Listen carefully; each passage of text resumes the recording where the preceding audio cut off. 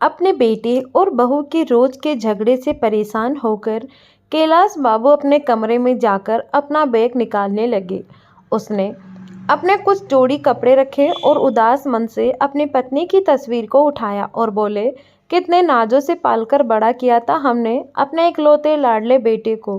कहते ही वह रो पड़े, परंतु फिर सोचने लगे कि नहीं, यह कमजोर पड़ने का वक्त नहीं है। उन्होंने अपनी आंखों के आंसू पोंछे और अपनी पत्नी की तस्वीर को अपने बैग में रखा और अपने एक दोस्त को फ़ोन किया जो वृद्ध आश्रम में रहते थे।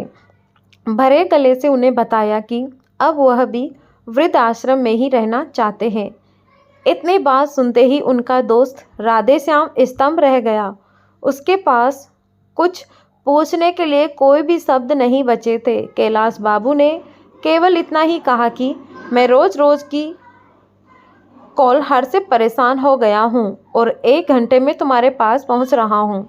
जिस समय वह अपना घर छोड़कर अपना बैग लेकर निकलने लगे तो उन्होंने देखा कि उनके बेटा बहू अपने कमरे में बैठकर चाय और स्नैक्स का आनंद ले रहे थे, परंतु दोनों में से किसी ने भी नहीं पूछा कि आप यह सामान लेकर कहाँ जा रहे हैं, और ना ही किसी ने उन्हें रोकने की कोशिश की। रोज रोज के अपमान और जिल्लत भरी जिंदगी से परेशान कैलाश बाबू वृद्ध आश्रम पहुँच गए। थोड़े ही समय में उन्हें आश्रम में बहुत से मित्र बन गए थे। सबके साथ हालचाल बताते बताते करते रोज सुबह से और एक्सरसाइज भी करते। धीरे धीरे कैलाश बाबू को आश्रम में ही अच्छा महसूस होने लगा था। घर की अपेक्षा उन्हें वृद्ध आश्रम सुकून दे रहा था। सभी लोग एक साथ खाना खाया करते थे, जबकि घर में रोज के क्लेश से कैलाश बाबू का हृदय सलनी हो गया। हमेशा अपनी पत्नी की तस्वीर से बातें करते हुए कहते थे कि हम तो मुझे पहले ही छोड़कर चली गई, परंतु उस बेटे ने भी मेरा साथ ना दिया जिसके लिए मैंने कभी अपना पसीना भी पानी की तरह बहाया था। एक दिन कैलाश बाबू वृद्ध आश्रम के प्रांगण में टहल रहे थे, तभी वृद्ध आश्रम के बाहर एक कार आकर रुकी। वृद्ध आश्रम के सभी लोग उस कार की ओर देखने लगे और सोचने लगे कि आज फिर कोई अभागा बुजुर्ग इस वृद्ध आश्रम में आया है, जिसने न जाने कितने जतन से अपने बच्चों को पाल पोस कर पढ़ा लिखाकर बड़ा किया था। आज फिर ऐसा ही कोई आंखों में आंसू लिए इस प्रांगण में प्रवेश करेगा। कार से एक नौजवान लड़का उतरा और उसके बाद एक औरत, जो शायद उसकी माँ थी, का हाथ पकड़कर बाहर निकलने लगा। उस औरत की उम्र लगभग 65 वर्ष करीब होगी। सर पर पल्लू होने के कारण उसका चेहरा सही ढंग से नजर नहीं आ रहा था। थोड़ी ही देर में कार से करीब 30-35 वर्षीय एक अन्य महिला उतरी, जिसके हाथ में एक बैग था। उस महिला ने वह बैग उस बुजुर्ग औरत के हाथ में थमाया और उससे कुछ बात करने लगी। वह बुजुर्ग औरत चुपचाप उस महिला की बातें सुन रही थी। फिर वापस वे दोनों कार में बैठकर चले गए और बुजुर्ग महिला वृद्ध आश्रम के बाहर कुछ देर तक वैसे ही खड़ी रही और फिर भारी मन में अपने आंसू पोंछते हुए वृद्ध आश्रम में आ गई। कैलाश बाबू की ओर देखते ही अपने सिर के पल्लू से अपने चेहरे को छुपाने लगी और फिर बिना कुछ कहे महिला विवाह की तरफ चली गई। तभी कैलाश बाबू के पास खड़े एक बुजुर्ग ने कहा, आज फिर से एक माँ की ममता तार तार हो गई। फिर से एक माँ के सपनों को चकनाचूर कर दिया गया। कैलाश बाबू बार बार इस महिला के चेहरे की ओर देखे जा रहे थे। उन्हें लगा कि जैसे वह उस महिला को जानते हैं। बार बार इस महिला के चेहरे की ओर देखे जा रहे थे। उन्हें लगा कि जैसे उस महिला को वो जानते हैं, लेकिन वह पूरी तरह समझ नहीं पाए कि वह महिला कौन है। अक्सर कैलाश बाबू देखते कि वह महिला अपने पल्लू से अपना आधे से चेहरा आधे से ज़्यादा चेहरा छुपाकर रखती थी, लेकिन एक दिन जब वह महिला बागवानी के काम में लगी हुई थी तो कैलाश बाबू इस समय टहलने के लिए निकले। बागवानी करते करते उस महिला के सर से पल्लू उतर गया। कैलाश बाबू को उस महिला का चेहरा देखते ही पैरों तले से ज़मीन खिसक गई। ना जाने कितने सवाल उनके दिमाग को घेर लिया। इस समय उनका एक मित्र भी उनके पास आया और बोला, खाने खाने का समय हो गया है, तुम कहाँ गुम हो रहे हो और इतने गुमसुम क्यों हो? तभी सभी लोग नाश्ते की मेज पर मौजूद थे, लेकिन तुम नहीं थे, इसीलिए मैं तुम्हें बुलाने आया हूँ। क्या बात है, कोई परेशानी है? अरे नहीं, कुछ भी तो नहीं, थोड़ा टहलने के लिए बाहर निकला था, बस मैं आ ही रहा था। खाने के कमरे में बैठने के बाद कैलाश जी नजरें बार बार जानकी देवी को ही ढूंढ रही थी। वह उनसे पूछना चाहते थे कि आखिर ऐसा क्या हुआ कि उन्हें यहाँ आने की नौबत आ गई। उनका तो भरा पूरा परिवार था और हमेशा कहती थी कि वह अपने बेटे बहू के साथ बहुत खुश है। फिर आज ऐसा क्या हो गया? कैलाश बाबू उधर ही किसी व्यक्ति से पूछते हैं कि 2 दिन पहले जो एक महिला वृद्धाश्रम में आई थी, वह आज खाना खाने के लिए नहीं आई है। उन्होंने बताया कि वह माताजी आज बहुत दुखी हैं, इसीलिए उन्होंने खाना खाने से मना कर दिया है। परेशान भी क्यों ना हो, आखिर जो उनके बेटे बहू ने उनके साथ किया है, ऐसा तो कोई दुश्मन के साथ भी ना करे। वह बार बार अपने घर को याद कर रही है। सुबह से अपने कमरे में बैठी रोए जा रही थी, इसीलिए उनका ध्यान भटकाने के लिए उन्हें बागवानी करने का काम दिया गया है। यह सुनकर कैलाश बाबू का मन परेशान हो गया। वे जानना चाहते थे कि आखिर जानकी देवी के साथ हुआ क्या है। इसीलिए थोड़ी देर बाद विभाग में जानकी के पास गए। कैलाश बाबू को अपने सामने खड़ा देखकर जानकी जी थोड़ा परेशान सी हो गई। तभी कैलाश बाबू ने कहा, मैं जानता हूँ कि आपने मुझे पहचान लिया है, लेकिन क्या मैं जान सकता हूँ कि आप इस हालत में कैसे पहुँची? जानकी जी ने कुछ नहीं कहा, परंतु उनकी आंखें आंसुओं से भर गई थी। यह देखकर कैलाश बाबू और भी अधिक परेशान हो गए। उनका दिल किया कि जोर से चिल्लाकर इस दुनिया से पूछे कि क्यों बुढ़ापे में बूढ़े माँ बाप को पुराने सामान की तरह निकालकर बाहर फेंक दिया जाता है। क्या बूढ़ों का कोई आत्मसम्मान नहीं? अपने ही विचारों में मग्न कैलाश बाबू वृद्ध आश्रम के प्रांगण में टहल रहे थे। अचानक उनका पैर क्यारी के किनारे से टकराया और वह गिरते गिरते एक पेड़ को पकड़कर संभल गए। तभी पास से गुजर रहा वृद्ध आश्रम का कर्मचारी कहता है, अंकल जी आप ठीक तो है ना? कहीं चोट तो नहीं लगी? अगर अपना पैर दिखाइएगा, अगर लगी हो तो मैं अभी पट्टी कर देता हूँ। कैलाश बाबू कहते हैं, अरे नहीं, कुछ ज़्यादा चोट नहीं है, बचाव हो गया। इतना कहते हुए कैलाश बाबू प्रांगण में रखे बेंच पर जाकर बैठ गए और कुछ महीने पहले घटी एक घटना को याद करने लगे, जब वह बाथरूम में फिसलकर गिर गए थे और उनके पैर में ज़्यादा चोट लग गई थी। उनकी बहू उस चोट को देखकर भी अनदेखा करके अपने काम में लगी रही और उनका बेटा चिल्लाकर बोला, क्या संभाल कर काम नहीं कर सकते? मुझे तो समझ नहीं आता कि आप इतनी हड़बड़ी में क्यों रहते हैं। कोई काम ठीक से करना नहीं आता, जब देखो चोट लगाकर बैठ जाते हैं और हमारा काम ही बढ़ाते रहते हो। अगर कोई काम नहीं होता तो मत किया करो, आराम से अपने कमरे में क्यों नहीं बैठते, पूरा दिन इधर उधर घूमते रहते हो। उससे इतना भी ना बन पाया कि अपने पिता का हालचाल पूछे या चोट पर मरहम पट्टी करे। एक दिन जब कैलाश बाबू का चश्मा टूट गया तो अपने बेटे से कहने लगे, बेटा मेरा चश्मा ठीक करा देना, टूट गया है, ठीक से दिखाई नहीं देता। इतनी बात सुनते ही बहू बीच में जोर से चिल्ला पड़ी, बस चारपाई पर बैठे बैठे खर्चे बढ़ाते रहते हैं और कोई काम धंधा तो करते नहीं हैं। बच्चों की तरह हरकतें हो गई हैं आपकी। ना जाने ऐसा कितनी बार हुआ था जब कैलाश बाबू अपने बेटे बहू से अपमानित हो चुके थे। अपने अतीत में झांकते कैलाश बाबू अपने विचारों में खोए हुए थे। तभी सामने से उनके बुजुर्ग मित्र राधे श्याम जी आते हुए दिखाई दिए। राधे श्याम जी के चेहरे पर मुस्कुराहट थी। उन्हें देखकर कैलाश बाबू बोल, क्या बात है राधे श्याम, आज तो बड़े ही खुश नजर आ रहे हो। अभी राधे श्याम ने कहा, आज मेरे बेटे का जन्मदिन है, उसका फ़ोन आया है कि आज वह मुझसे मिलने आने वाला है, इसीलिए मैं बहुत खुश हूँ। बहुत दिनों बाद आज उसका चेहरा देखने को मिलेगा। राधे श्याम जी की बात सुनकर कैलाश बाबू कुछ परेशान से हो गए और अपने मित्र को बोले, जी बेटे ने तुम्हारी यह हालत कर दी, तुम्हें वृद्धाश्रम में छोड़कर चला गया, साल में केवल कुछ देर के लिए तुमसे मिलने के लिए आएगा, तुम उस बेटे के लिए खुश क्यों हो रहे हो? तभी राधे श्याम जी बोले, मैं तो इसी में खुश हूँ कि कम से कम मेरा बेटा मुझसे मिलने तो आ रहा है, मेरे लिए यही बहुत बड़ी बात है। लेकिन कैलाश जी उनसे नाराज होकर उनकी बात को बिना सुने अपने कमरे में जाकर बैठ गए। सोचने लगे, यह किस्सा केवल मेरे साथ या जानकी जी के साथ ही नहीं है। वृद्ध आश्रम में रहने वाले हर बुजुर्ग व्यक्ति की कोई ना कोई कहानी जरूर है और सभी की जिंदगी में वृद्ध आश्रम में रहने के पीछे कोई ना कोई वजह जरूर है। बिना किसी वजह के अपनी मर्जी से कोई वृद्ध आश्रम नहीं आता। जब तक कि एक व्यक्ति के अंदर तक भर नहीं जाता तब तक वह यहाँ आने के लिए मजबूर नहीं होता। लेकिन देखो, सभी बूढ़े लोग अपनी उन कड़वी यादों को भूलकर अपनी जिंदगी को यहाँ बिताने को मजबूर हैं।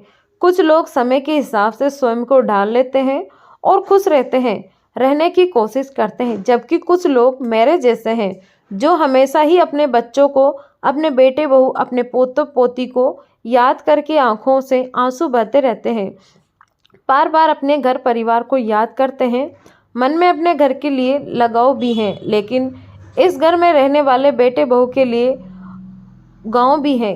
कैलाश जी को कविता लिखने का बहुत शौक था, इसीलिए अपना दिल बहलाने के लिए वह कुछ देर के लिए कविता लिखने बैठ जाते थे। एक दिन जब वह एक कागज़ पर अपने विचारों को कविता का रूप दे रहे थे तो उस पर अपने हालात बयां करते करते उनकी आंखें आंसुओं से हड़बड़ा गई।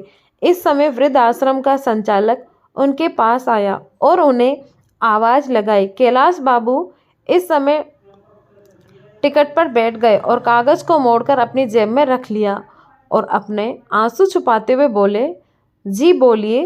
कैलाश जी, आपका बेटा और बहू आपसे मिलने आए हैं, साथ में आपका पोता भी है।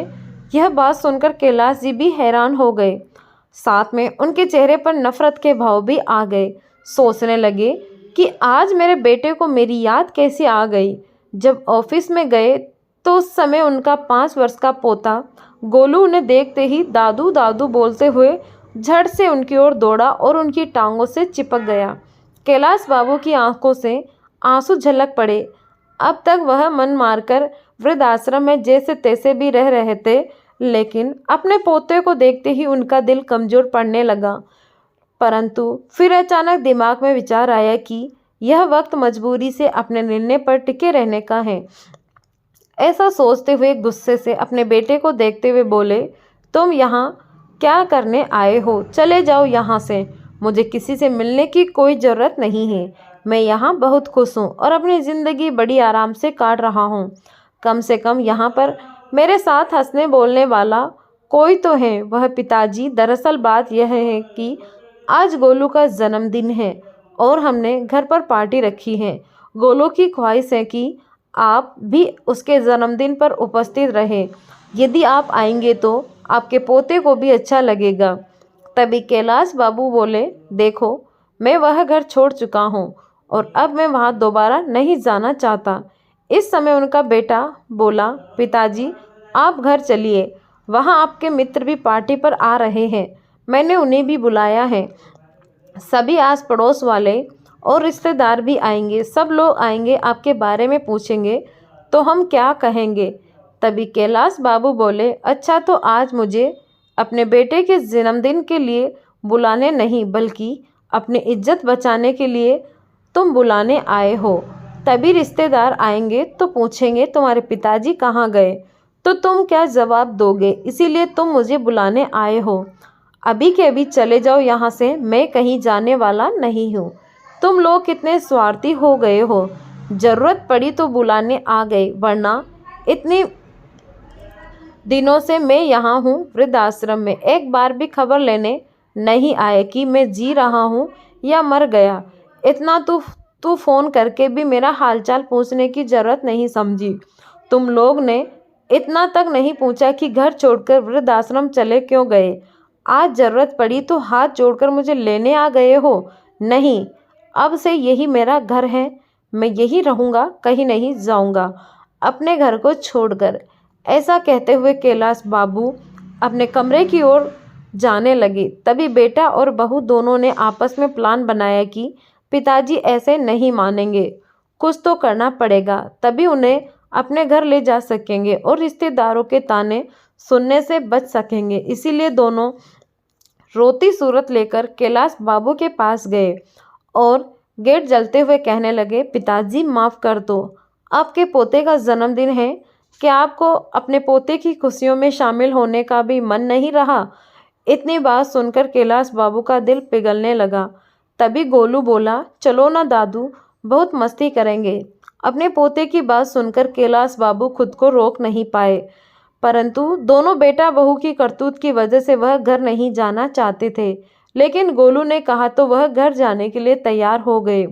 फिर बोले, लेकिन मेरी एक शर्त है, मैं घर पर चलूँगा और जैसे ही गोलू का जन्मदिन हो जाएगा उसके बाद मुझे वृद्धाश्रम वापस लौटना है और तुम लोग मुझे वृद्धाश्रम तक छोड़ने आओगे। मेरा बेटा बहू इस बात के लिए तैयार हो जाते हैं। गोलू का जन्मदिन बहुत धूमधाम से मनाया जाता है। सभी रिश्तेदार और आस पड़ोस के लोग बहुत अच्छे से मिलते जुलते हैं। कैलाश बाबू के पुराने मित्र भी आज उन्हें बहुत दिनों बाद मिले, परंतु कैलाश बाबू ने किसी से कुछ नहीं कहा और हंसते मुस्कुराते हुए पूरी पार्टी का आनंद उठाया। परंतु उनके मन में कुछ विचार चल रहे थे। वह सोच रहे थे कि कल अपने बेटा बहू को जो सरप्राइज मैं देने वाला हूँ उसकी तो उन्होंने कभी कल्पना भी नहीं की होगी। जब पार्टी खत्म हुई तो बहुत रात हो चुकी थी। उस समय कैलाश बाबू घर पर ही रुक गए। जब अपने कमरे में सोने के लिए गए तो अपनी पत्नी सुधा की यादों में खो गए। आप भी ना, 2 रोटियों से क्या पेट भरता है? एक रोटी तो और ले लीजिए, अभी गरम गरम सेक रही हूँ। एक रोटी और मेरे कहने पर खा लीजिए। आप कहते हैं तो मेरे तन को लगता है। अरे नहीं सुधा, मेरा पेट पूरा भर चुका है, और कितना खिलाओगी? अपनी पत्नी को याद करते करते कैलाश बाबू सोने वाले की एक सुधा थी जो एक गिलास पानी भी मुझे खुद से उठने को नहीं देती थी, और एक अपनी बहू है जिसने मुझे एक एक रोटी के लिए तरसा दिया। छोटे से छोटा काम भी मुझ पर डाल देती थी। सब्जी लाने से लेकर घर की साफ सफाई तक का सारा काम मुझसे करवाती थी। मुझे वह काम करने में भी हर्ज नहीं था, परंतु सब करने के बाद भी अगर घर में इज्जत ना मिले तो ऐसी जिंदगी किस काम की। अपनी पत्नी की यादों में गुम पता नहीं कब उनकी आंख लग गई। सुबह जब सोकर उठे तो देखा बेटा और बहू दोनों तैयार खड़े थे। जैसे ही वह बाहर आए तो बहू रेखा बोली, चलिए पिताजी तैयार हो जाइए, आपको वापस वृद्धाश्रम में छोड़कर आते हैं। ऐसा कहते हुए रेखा के मन में विचार चल रहे थे कि कहीं पिताजी हमेशा के लिए यहीं रुकने का ही मन ना बना ले, इसीलिए जल्दी से जल्द उन्हें वृद्धाश्रम में छोड़ देना ही उचित होगा। कैलाश बाबू उन्हें देखकर हैरान थे और अपने बेटे बहू की मंशा को अच्छी तरह समझ गए थे, इसीलिए वह भी जल्दी से नहा धोकर तैयार हो गए। जैसे ही वृद्धाश्रम में जाने के लिए गाड़ी में बैठने लगे, वह देखते हैं कि उनकी बहू रेखा चेहरे पर एक संतुष्टि भरी मुस्कान थी। मन ही मन सोचने लगी, चलो बेटा, आज तुम्हें जो सरप्राइज दूंगा उसके बाद से तो तुम वृद्धाश्रम का नाम लेना भी भूल जाओगे। कैलाश बाबू ऐसा सोचते हुए कार में बैठ जाते हैं। एक पल को अपने घर को निहारते हैं, फिर सोचते हैं ठीक है, जहाँ मन को तसल्ली मिलने उधर ही रहना चाहिए। यहाँ तो बेटे बहू को मुझे निकालने की बहुत जल्दी है, तो रहकर भी क्या करूँगा। अपना वृद्धाश्रम भी अच्छा है, जहाँ मैं अपने हिसाब से खाता हूँ, अपने हिसाब से रहता हूँ और अपने मनपसंद काम करता हूँ। किसी की चिक चिक नहीं होती। जैसे ही वृद्धाश्रम के सामने कार रुकी तो बेटे बहू कार से उतर गए, बाहर खड़े हो गए। कैलाश बाबू भी कार से निकले और अंदर जाने लग जाते हैं। रुक गए और पीछे मुड़कर अपने बेटे बहू को आवाज़ लगाई। वे दोनों अपनी कार में बैठे नहीं लगे, तभी कैलाश बाबू की आवाज़ सुनकर रुक गए। कैलाश बाबू ने फिर कहा, वापस मत जाओ, मुझे तुम्हें किसी से मिलवाना है। उनके बेटा बहू के उनके पीछे पीछे चल पड़े। वृद्धाश्रम के प्रांगण में पहुंचकर कैलाश बाबू वहीं काम करने वाले एक व्यक्ति से जानकी देवी को बुलाने को कहते हैं। जानकी जी जैसे ही बाहर आई, वैसे ही कैलाश बाबू का बेटा उन्हें देखकर दंग रह गया और बहू रेखा को तो जैसे काटो खून ही नहीं आ रहा था। उसकी हैरानी का ठिकाना नहीं था। दौड़कर जानकी जी के गले लग गई और फूट फूट कर रोने लगी और बोली, माँ आप यहाँ क्या कर रही हो? आप यहाँ कब आए और आपने मुझे बताया भी नहीं? परंतु आपकी उसकी बातों का जानकी जी ने कोई जवाब नहीं दिया। फिर रेखा बोली, मुझे तो यही लगता था कि आप भाई भाभी के साथ बहुत अच्छे से रह रही हो। कल ही मेरी भाभी से बात हुई थी, उन्होंने भी नहीं बताया कि तुम वृद्धाश्रम में हो। मैं तुम्हारे बारे में भाभी से कितने दिनों से पूछ रही थी कि माँ से बात नहीं हो रही, माँ कहाँ है, एक बार तो मेरी बात करवा दो। तो भाभी ने कहा कि तुम तीर्थ यात्रा पर गई हो, इसीलिए मेरी तुमसे बात नहीं हो पाएगी। और मैं भी मान लिया कि तुम तीर्थ यात्रा पर गई हो, लेकिन मुझे क्या पता था कि उस जालिम औरत ने तुम्हें वृद्धाश्रम में छोड़ दिया है।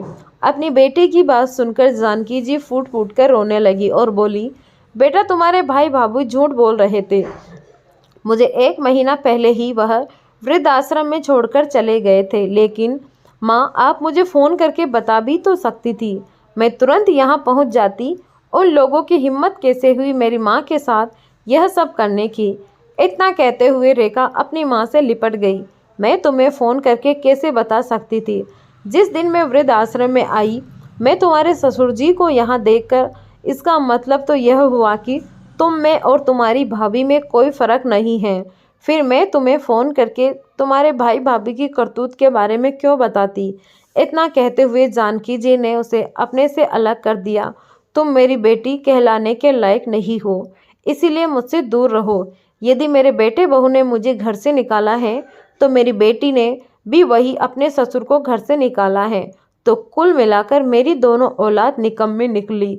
अब तो मुझे स्वयं को तुम्हारी माँ कहने पर भी शर्म आती है। एक ने अपनी माँ को घर से निकाल दिया और एक ने अपने ससुर को घर से निकाल दिया। अपनी माँ की बातें सुनकर रेखा का सिर से शर्म से झुक गया। माँ, मुझे माफ़ कर दो, मैं बहुत शर्मिंदा हूँ, मुझे बहुत बड़ी गलती हो गई है। मैंने कभी नहीं सोचा था कि जो मैं अपने सास ससुर के साथ कर रही हूँ, वह मेरे माँ बाप के साथ भी हो सकता है। तभी जानकी जी बोली, बेटा वैसे तो हमारी गलती माफ़ी करने या माफ़ करने के लायक नहीं है, फिर भी अगर माफ़ी मांगनी है तो मुझसे नहीं, अपने ससुर जी से मांगो। अपनी करतूतों पर शर्मिंदा हुई रेखा अपने ससुर जी की ओर मुड़ी और उनके पैरों में गिर गई। मुझे माफ़ कर दीजिए पिताजी। तभी रोहन ने भी माफ़ी मांगते मांगते हुए कहा, अब आप दोनों घर चलिए और हमें अपनी सेवा का मौका दीजिए। तो कैलाश जी और जानकी जी दोनों ने ही घर जाने से मना कर दिया और कहा कि हमें अब बहू बेटे या बेटी के पास नहीं रहना, हम वृद्ध आश्रम में रहकर ही सुखी हैं। दोनों ने लाख मनाने की कोशिश की, परंतु कैलाश जी और जानकी जी का एक ही जवाब था, एक बार धोखा खा चुके हैं। अब इस उम्र में हमारे शरीर में इतनी जान नहीं बची है कि बार बार अपने बच्चों द्वारा किए गए धोखे झेल सके। इतना कहकर कैलाश जी और जानकी जी अपने अपने कमरे में चले गए। रेखा और रोहन दुखी मन से अपने घर वापस चले गए। घर पहुंचकर उन्होंने देखा कि पिताजी के कमरे में उनके बिस्तर के ऊपर एक कागज रखा था, जो शायद उनकी जेब में से निकलकर गिर गया था। जब रोहन ने उस कागज को खोलकर देखा तो उसमें उनके पिताजी ने एक कविता लिखी हुई थी। क्या किसी ने देखा है मौत से पहले भी मौत आती है? हाँ, मैंने देखा है आज मौत से पहले भी मौत आती है। जब जिंदगी अपनी आखिरी पड़ाव पर आ जाती है, शरीर भी काम नहीं करता, केवल सांस आती जाती है। हाँ, मैंने देखा है मौत से पहले भी मौत आती है। अपने पिता द्वारा लिखे गए शब्दों को देखकर रोहन के दिल पर न जाने कितने तीर एक साथ चुभने लगे जैसा एहसास हुआ। और उधर रेखा अभी तक अपनी माँ की हालत को देखकर उस सदमे से उभर नहीं पाई थी, परंतु आज दोनों के पास पछतावे के अलावा कोई रास्ता नहीं था। किसी ने सही कहा है, संतान का अस्तित्व है माता पिता की वजह से, और माता पिता वृद्ध आश्रम में है संतान की वजह से। तो कैसी लगी कहानी, कमेंट बॉक्स में ज़रूर बताएं। और अभी तक सब्सक्राइब नहीं करे हैं चैनल को तो ज़रूर करें।